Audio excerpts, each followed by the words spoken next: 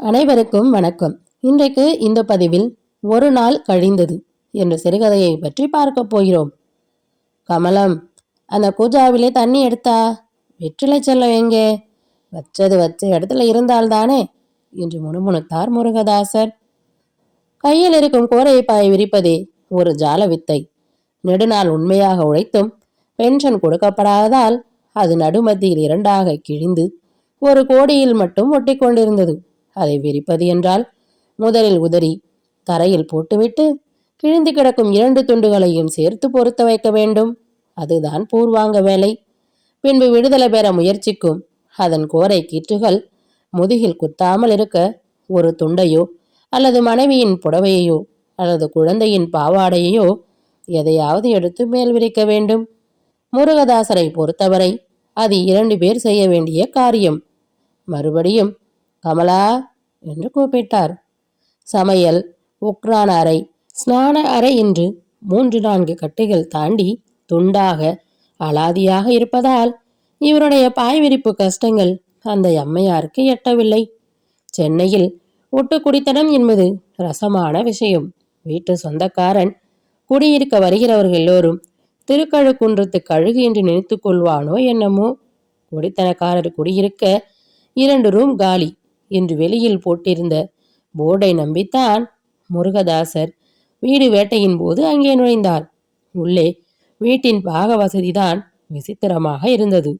முன்பக்கம் ஒற்றை சன்னல் படைத்த ஒரு சிற்றறை, அதற்கப்புறம் எங்கோ பல கட்டைகள் தாண்டி மற்றொரு அறை. அதுதான் சமையல் வைகராவுக்கு. முதல் அறை படிக்க, படுக்க, 4 பேர் வந்தால் பேச, இவை எல்லாவற்றிற்கும் பொது இடம். முதலில் முருகதாசர் பொருளாதார சலுகையை உத்தேசித்தே அதில் குடியிருக்கலாம் என்று துணிந்தார். அதனால் தமக்கும் தன் மனைவிக்கும் இப்படி நிரந்தரமான பிளவு இருக்கும் என்று சிறிதும் எட்டி யோசிக்கவில்லை. மேலும் அவர் யோசிக்கக்கூடியவரும் அல்ல. பக்கத்தில் இருந்த அரிக்கன் உளவை எடுத்துக்கொண்டு அவர் சமையல் பகுதியை நோக்கி விரைந்தார். இடைவெளியில் குழாயடியில் உள்ள வழக்கு பிரதேசம், அடுத்த பகுதிக்காரர் விறகு கொட்டில் முதலிய விபத்துகள் உள்ள பிராட்வேயெல்லாம் பொருட்படுத்தாது ஒருவாறு வந்து சேர்ந்தார். சமையலறை வாசலில் ஒரே புகைமயம். கமலம் என்று கம்மிய குரலில் கூப்பிட்டு கொண்டு உள்ளே நுழைந்தார். உள்ளே புகைத்திரைக்கு அப்பால் இருந்து வீடோ லட்சணமோ. விறகைத்தான் பார்த்து பார்த்து வாங்கி கொண்டு வந்தியலா? உங்களுக்கு என்ன, தண்ணியிலே முக்கி கொடுத்தானா? எரியவே மாட்டதில்ல. இங்கே என்ன இப்போ விறகு வாங்கின சீரை பார்த்து மகிழ வந்துட்டேலாக்கும் என்று வரவேற்பு பத்திரம் வாசிக்கப்பட்டது. தீப்பெட்டியை இப்படி எடு, அதுக்காக தான் வந்தேன் என்று நடைபக்கமாக பின்னோக்கி நடந்தார். இங்கே குச்சியும் இல்லை கிச்சியும் இல்லை. அலமுவ தீப்பெட்டி வாங்க அனுப்பிச்சேன். மண்ணெண்ண விளக்க நீங்கள் தான் தொடச்சி கொள்ளணும் என்றாள் கமலம். குழந்தைய அந்தியில வெளியே அனுப்பிச்சியே, நான் வந்த பிறகு வாங்கி கொள்ளப்படாதா என்று அதட்டினார் முருகதாசர். ஆமா, சொல்ல மறந்து போயிடுத்தே. செட்டியார் வந்துட்டு போனாவ, நாளைக்கு விடியன்ன வருவாராம் என்றாள் கமலா. முருகதாசர் இதை எதிர்பார்க்கவில்லை. வந்தா வெறுங்கையை வீசிட்டு போக வேண்டியதான், வரத்துக்கு நேரங்காலம் இல்லை என்று முணுமுணுத்து கொண்டே வெளியேற முயற்சித்தார். அங்கே இங்கே போயிட்டீங்க, உங்களை தானே, கொஞ்சம் நல்லெண்ணெய் வாங்கிட்டு வாங்கலேன் என்றாள் கமலா. என்கிட்ட இப்போ துட்டும் இல்லை காசும் இல்லை என்று திரும்பி நின்று பதிலளித்தார் முருகதாசர். ஓ அப்படியா, அந்த மிளகு பெட்டியில 3 துட்டு இருக்கு, அதை எடுத்துட்டு போங்க என்றாள் கமலம். வந்ததுக்கு ஒரு வேலையா? அங்கே ஒரு பாடு எழுதி தொலைக்கணும். இங்கே உனக்கு இப்பத்தான் என்ன புண்ணாக்கெல்லாம் வாங்கிட்டு வர செய்விய. இருட்டின புறவா என்ன வாங்கிறது, எல்லாம் நாளைக்கு பார்த்துக்கலாம் என்றார் முருகதாசர். சோம்பல் வந்தா சாத்திரமும் வரும், எல்லாம் வரும். ஏன் அன்னைக்கு போய் வாங்கிட்டு வரலையா? எல்லாம் உங்களுக்குத்தே. இப்பத்தான் அப்பளக்காரன் வந்து கொடுத்துட்டு போனா, பிரியமாக சாப்பிடுவேலேன்னு சொன்னேன். பின்ன அந்த சின்ன குரங்க எங்கே இன்னும் காணலை, போனப்போ போனது தான். நீங்கள் தான் செத்த பாருங்களேன் என்றாள் கமலா. இவ்வளவிற்கும் அவர் இருந்தால்தானே. விறகு பிரதேசத்தை தாண்டி வழக்கு பிரதேசத்தை எட்டிவிட்டார். புகையும் பேச்சையும் தப்பி வந்தால் போதும் என்று ஆகிவிட்டது. முருகதாசரின் ஆஸ்தான அறையின் ஒரு விசித்திரம் என்னவென்றால், சென்னையில் லைட்டிங் டைம் அட்டவணை கூட மதிக்காமல் அது இருண்டுவிடும். இம்மாதிரி மண்ணெண்ணெய் நெருக்கடி ஏற்படாத காலங்களில் அந்த அறைக்குத்தான் முதலில் ராத்திரி. ஆனால் எண்ணெய் நெருக்கடி காலங்களில் சிவபெருமானின் ஒற்றை கண் போன்ற அந்த அறையின் சன்னல் எதிர்ப்பக்கம் நிற்கும் மின்சார விளக்கு கம்பத்திலிருந்து கொஞ்சம் வெளிச்சத்தை பிச்சை வாங்கும். கார்ப்பரேஷன் தயவு வரும் வரை ஸ்ரீ முருகதாசர் வேறு வழியில்லாமல் தெருநடையில் நின்று அலமுவின் வருகை எதிர்நோக்கி இருக்க வேண்டியதாயிற்று. முருகதாசர் வானத்தை அளக்கும் கதைகளை கட்டுவதில் மிகவும் சமத்தர். சாகாவரம் பெற்ற கதைகளும் எழுதுவார். அந்த திறமையை உத்தேசித்து ஒரு விளம்பர கம்பெனி மாதம் 30 ரூபாய்க்கு வானத்தை அளக்கும் அவரது கற்பனை திறமையை குத்தகை எடுத்துக்கொண்டது. அதனால் அவர் வீர புருஷர்களையும் அழியாத சித்திரங்களையும் எழுத்தோவியமாக தீட்டுவதை விட்டுவிட்டு சோயாபீன் முதல் மெழுகுவர்த்தி வரையிலும் வெளிநாடுகளில் இருந்து வந்து குவியும் பண்டங்களின் காவியங்களை இயற்றி கொண்டிருக்கிறார். டபாசா வீரிய மாத்திரையின் மீது பாடிய பரணியும் தேயிலை பானத்தின் சுயசரிதையும் அந்த தமிழ் தெரியாத வெள்ளைக்காரனையும் இவர் மீது அனுதாபம் காட்டும்படி செய்துவிட்டன. அதற்காகத்தான் அந்த 30 ரூபாய்.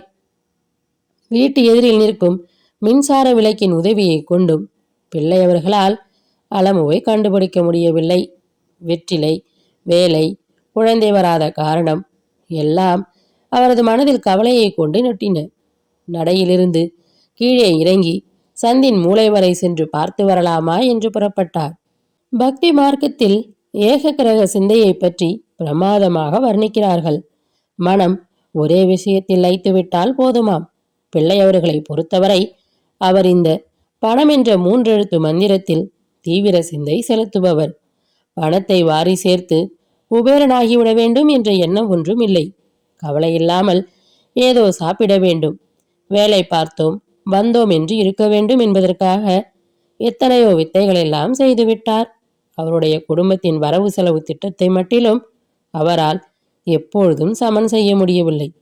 நிதி மந்திரியாக இருந்தால் பட்ஜெட்டில் துண்டு விழுவதற்கு பொருளாதார காரணங்கள் காட்டிவிட்டு உபமானியங்களை தைரியமாக கேட்கலாம்.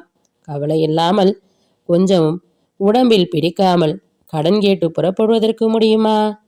குடும்ப செலவு என்றால் சர்க்கார் செலவாகுமா? கவலை இருக்கப்படாது என்ற உறுதியின் பேரில்தான் நம்பிக்கை என்ற லட்சியத்தை மட்டும் திருப்தி செய்விக்க சாகாவரம் பெற்ற கதைகளை எழுதுவதை கொஞ்சம் கட்டி வைத்துவிட்டு இந்த லிப்டன் தேயிலை, காப்பி, கொக்கோ ஆகியவற்றின் மான்மியங்களை அவர் எழுத ஆரம்பித்தார். ஒரு பெரிய நாவல் மட்டிலும் எழுதிவிட்டால் அது ஒரு பொன் காய்க்கும் மரமாகி விடும் என்று அவர் நெஞ்செழுத்தத்துடன் நினைத்த காலங்களும் உண்டு. இப்பொழுது அது ஒரு நெடுந்தூர லட்சியமாகவே மாறிவிட்டது. முன்பாவது, அதாவது நம்பிக்கை காலத்தில் ஏதோ நினைத்ததை கிறுக்கி வைக்க காகித பஞ்சமாவது இல்லாமல் இருந்தது. அப்பொழுது ஒரு பத்திரிகை ஆபீஸில் வேலை. ஆனால் இப்பொழுது காசு கொடுத்து வாங்காவிட்டால் முதுகில்தான் எழுதி கொள்ள வேண்டும். முருகதாசர் நல்ல புத்திசாலி. அதனால்தான் முதுகில் எழுதி கொள்ளவில்லை. யாராவது ஒரு நண்பரை கண்டுவிட்டால் போதும், தமது தூர லட்சியத்தை பற்றி அவரிடம் 5 நிமிஷமாவது பேசாமல் அவரை விடவே மாட்டார். சந்தில் திரும்பி பார்த்தால் அலமுவின் ராஜ்யம் நடந்து கொண்டிருந்தது. ஏட்டி, என்ன நீயும் உன் லட்சணமும் என்று ஆரம்பித்தார் முருகதாசர். ஒரு ரிக்ஷா வண்டி ஏற்கால் பக்கத்தில் வண்டிக்காரன் உட்கார்ந்து கொண்டிருக்கிறான். அலமு ஒரு சுண்டலி மாதிரி ஜம்மென்று மெத்தையில் உட்கார்ந்திருக்கிறாள். ரிக்ஷாக்காரனுடன் ஏதோ நீண்ட சம்பாஷணை நடந்து கொண்டிருந்தது போலும். ஏட்டி என்றார் முருகதாசர் மறுபடியும். இல்லப்பா, நீ இனிமே என் அலமுன்னு கூப்பிட்டுவினியே என்று சொல்லிக்கொண்டே வண்டியில் இருந்து இறங்க பிரம்ம பிரயத்தனம் செய்து கொண்டிருந்தாள். தீப்பெட்டி எங்கடி என்றார் முருகதாசர். கடைக்காரன் கொடுக்க மாட்டேங்கிறான்ப்பா என்றாள் அலமு. கொடுக்காத போனா நேரா வீட்டுக்கு வர்றது, இங்க என்ன இருப்பு என்று முருகதாசர் கேட்க, அப்படி கேளுங்க சாமி, நம்ம குழந்தைன்னு முரட்டாம சொல்லி பார்த்தேனுங்க. வீட்டுக்கு வண்டியில கொண்டாந்து டவுனு முன்னாடி முண்டி பண்ணுதுங்க. எனக்கு காலில் சுளுக்கு, அந்த சின்ன பையில காணோம் என்று நீட்டிக்கொண்டே போனார் ரிக்ஷாக்காரன். அப்பா, அவன் பங்கஜத்தை மாத்திரம் கூட்டிக்கிட்டு போறானே என்றாள் அலமு. பங்கஜம் எதிர் வீட்டு சப் ரிஜிஸ்டார் குழந்தை. அது ரிக்ஷாவிலும் போகும், மோட்டாரிலும் போகும். அந்த விஷயம் ரிக்ஷாக்காரனுக்கு தான் புரியுமா, குழந்தைக்கு தான் புரியுமா? அலமு, ராத்திரியில குழந்தைகள் ரிக்ஷாவில் போகப்படாதடி, இறங்கி வா என்று குழந்தையை தூக்கி கொண்டு வாடிக்கை கடைக்காரனிடம் சென்றார் முருகதாசர். பிள்ளையவர்கள் கடையை எட்டு முன்பே கடைக்காரன், சாமி, இந்த மாதிரி இருந்தா கட்டுமா? போன மாசத்திலேயே தீர்க்கலையே. நானும் சொல்லி சொல்லி பார்த்தாச்சு. பாக்கியை முடிச்சு கணக்கை தீர்த்துருங்க. எனக்கு கொடுக்கக்கூடாது. நான் பொழைக்க வந்தவன் என்றான் அவன். நானும் பிழைக்க வந்தவன் தான். எல்லோரும் சாகவா வந்திருக்கிறார்கள்? முன்ன பின்னத்தான் இருக்கும். நான் என்ன கொடுக்க மாட்டேன் என்றா சொல்கிறேன் என்றார் முருகதாசர். போங்க சாமி, அது ஒண்ணுதான் பாக்கி. 2 ரூபா 54 ஆச்சு. எப்போ வரும் என்றான் கடைக்காரன். தீப்பெட்டியை கொடு, சொல்றேன் என்றார் முருகதாஸ்.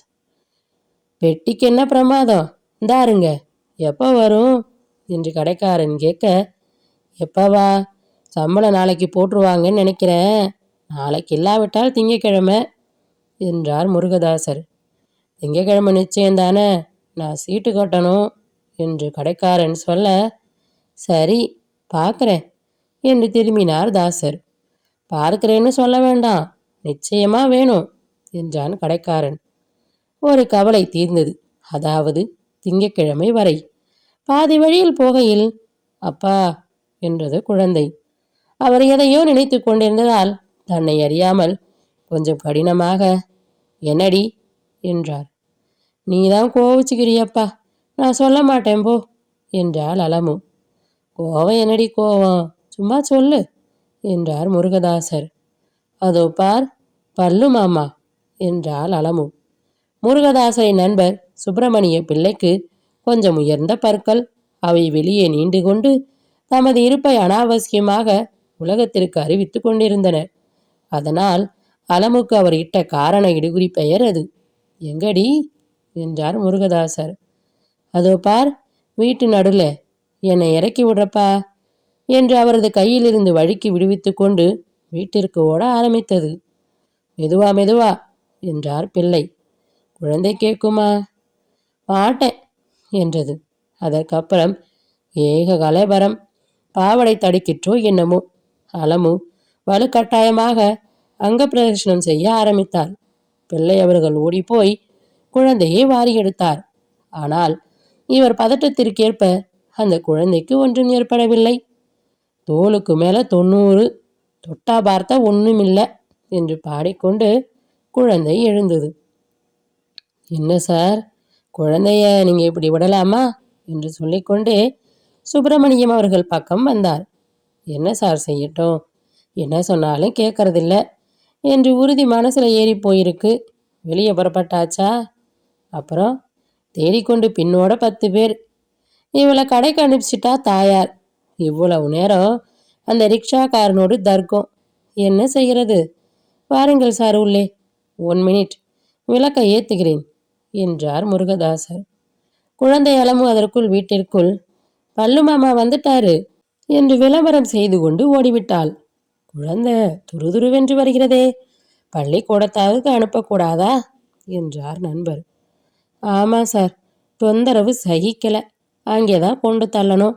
வயசு கொஞ்சம் ஆகட்டமேனு பார்த்தேன் என்றார் முருகதாசர். விலகு திரியை உயர்த்தினார். நேத்து பீச்சுக்கு போயிருந்தேன், சுந்தரத்தை பார்த்தேன் என்று ஆரம்பித்தார் சுப்பிரமணிய பிள்ளை. அந்த ராஸ்கல் வந்துட்டானா? என்றைக்கும் அவன் தொல்லை தான் பெரிய தொல்லையா இருக்கு. இங்கே வந்தானா ஆஃபீஸுக்கு வந்து யாருக்காவது வத்தி வச்சுட்டு போயிடுறது. முன்ன வந்தப்ப என்ன இழவு சொன்னானோ, அந்த ஆர்டிஸ்ட்டு பதி இருந்தானே, அவனுக்கு சீட்டு கொடுக்க வழி பண்ணிட்டான் என்று படபடவென்று பேசிக்கொண்டே போனார் முருகதாசர். அப்படி பார்த்தா உலகத்தில் யார் சார் நல்லவன்? அவன் உங்களை பற்றி ரொம்ப பிரமாதமாக அல்லவா கண்ட இடத்தெல்லாம் புகழ்ந்துக்கிட்டு இருக்கான் என்றார் சுப்பிரமணி. செவத்தை தள்ளுங்க சார், பேன் பார்த்தாலும் பார்க்கும், காதை அறுத்தாலும் அறுக்கும். அவன் சங்காத்தமே நமக்கு வேண்டாம். நீங்கள் என்ன சொல்ல வாயெடுத்தீர்கள் என்றார் முருகதாசர். அதுதான், உங்களை பற்றி தான் ஒரு இங்கிலீஷ்காரனிடம் பிரமாதமாக பேசிக்கொண்டிருந்தான் என்றார் சுப்பிரமணி. இவ்வளவுதானா? கதையை எழுதுற அல்லது கத்திரிக்காயை அறுக்கிற, இவனுக்கென்ன என்றார் முருகதாஸ். அதே சமயத்தில் வெளியிலிருந்து முருகதாஸ், முருகதாஸ் என்று யாரோ கூப்பிட்டார்கள். அதுதான், அவன்தான் வந்திருக்கிறான் போலிருக்கிறது. பயலுக்கு 100 வயசு என்றார் சுப்பிரமணி. சைத்தான் நினைத்தால் முன்னால் வந்து நிற்பான் என்பதுதான் என்று முணுமுணுத்தார் முருகதாசர். பிறகு அவர் எழுந்து நின்று வெளியில் தலையை நீட்டி, யாரது என்றார். என்ன, நான் தான் சுந்தரம், இன்னும் என் குரல் தெரியலையா என்று உரத்த குரலில் கடகடவென்று சிரித்து கொண்டு உள்ளே நுழைந்து வந்தார். அவருடைய சிரிப்புக்கு இசைந்தபடி காலில் போட்டிருக்கும் ஜோடு தாளம் போட்டது. என்ன சுந்தரமா, வா வா, இப்பத்தான் உன்னை பற்றி பேசி கொண்டிருந்தோம், நீயும் வந்தாய். காபி போட சொல்லட்டமா? அலமு, அலமு என்று உரக்க கூவினார் முருகதாசர். எங்கிருந்தோ, என்னப்பா என்று அலமுவின் குரல் வந்தது. அம்மாவை 3 காபி போட சொல்லு, சீக்கிரம் என்றார் முருகதாஸ். நீ என்ன பத்திரிக்கை விட்டுட்டியாமே, இப்பதான் கேள்விப்பட்டேன் என்றான். வயிற்று பிழப்பிற்கு எதிலிருந்தால் என்ன, சீலைக்கு பேன் குத்துறதும் ஒரு பிஸ்னஸாக இருந்து அதில் ஒரு சான்ஸ் கிடைத்தால் அதையும் விட்டா வைக்கிறது. நான் பத்திரிக்கையை விட்டுட்டா கதை எழுதாமல் இருந்து விடுவேனோ? ஒரு பெரிய நாவலுக்கு பிளான் போட்டிருக்கேன். தமிழன்களுக்கு அதிர்ஷ்டம் இருந்தா எனக்கு காகிதம் வாங்கவாது காசு கிடைக்கும். அதில் சென்ட்ரல் ஐடியா என்ன தெரியுமா என்றார் முருகதாஸ். நீங்க நேற்று பொருட்காட்சிக்கு போனீங்களாமே என்று பேச்சை மாற்ற முயன்றார் சுப்பிரமணிய பிள்ளை. இந்த விஷயத்தை தொட்டுவிட்டால் முருகதாசர் கீழே விழுந்த கிராமோபோன் பிளேட் மாதிரி விடாமல் திரும்பி திரும்பி அதையே கலைத்து கொண்டிருப்பார். அப்பா, காப்பி ஆயிட்டுது, நீதான் வந்து எடுத்துட்டு போகணும், சுடுது என்று சொல்லிக்கொண்டு நிலைபடி 2 பக்கத்தையும் தொட்ட வண்ணமாய் ஒற்றை காலை ஆட்டிக்கொண்டு நின்றாள் அலமு.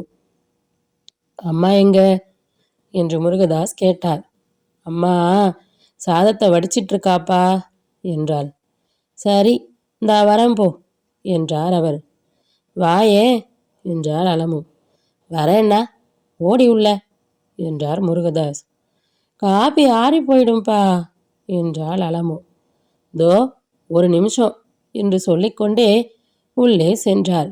மாமா, நீ என்ன கொண்டாந்தே என்று கேட்டுக்கொண்டு சுப்பிரமணிய பிள்ளை மடியில் உட்கார்ந்து கழுத்தில் இருக்கும் நெக்டையை பிடித்து விளையாட ஆரம்பித்தாள் அலமு. அதை பிடித்து இழுக்காத, மாமாவுக்கு கழுத்து வலிக்கும் என்றார் சுந்தரம் பிள்ளை. வலிக்காதே என்று மறுபடியும் ஆரம்பித்தாள். முருகதாசரும் மேல் துண்டின் உதவியால் ஒரு சொம்பை ஏந்திய வண்ணம் உள்ளே நுழைந்தார்.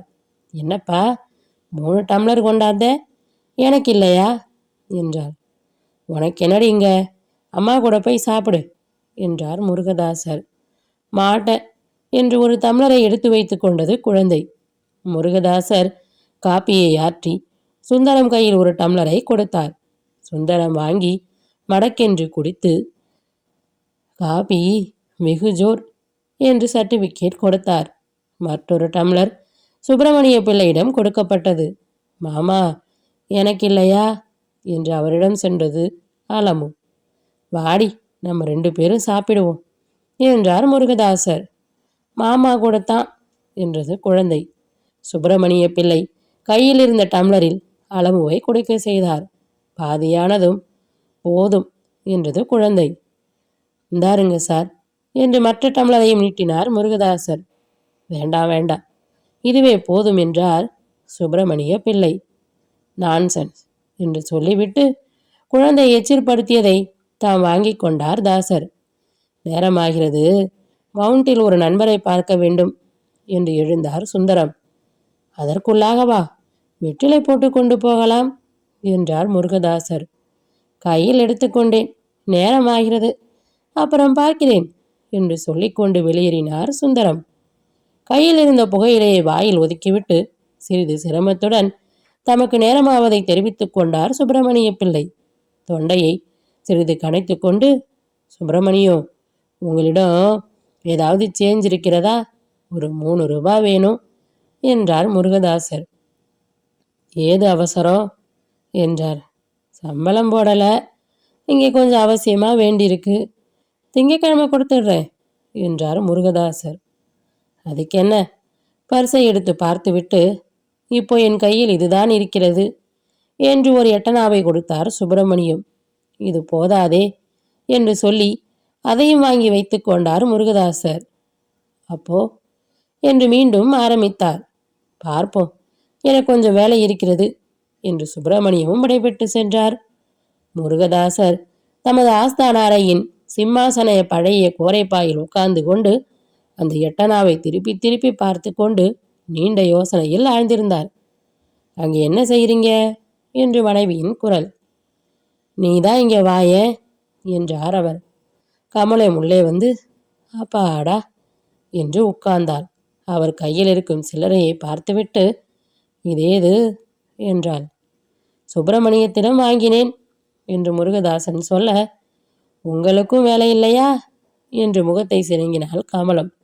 பிறகு திடீரென்று எதையை எண்ணிக்கொண்டு, ஆமா, இப்பத்தான் நினப்பு வந்தது, நாளைக்கு காபி பொடி இல்லை, அதை வச்சு வாங்கி வாருங்களேன் என்றாள். அந்த கடைக்காரனுக்கு அல்வா வாங்கினேன், அதை கொடுத்து விட்டால் என்றார். திங்கக்கிழமை கொடுப்பதானே சொன்னீங்களாம் என்றாள் கமலம். அதுக்கு என்ன இப்பொழுது என்றாள் முருகதாசர். போய் சீக்கிரம் வாங்கி வாருங்கள் என்றாள் கமலம். திங்கக்கிழமைக்கு என்று முருகதாஸ் கேட்க, திங்கக்கிழமை பார்த்து கொள்கிறது என்றாள் கமலம். இத்துடன் இந்த கதை முடிவடைந்தது. அடுத்து வரும் பதிவில் மற்றும் ஒரு நல்ல கதையுடன் சந்திப்போம். நன்றி, வணக்கம்.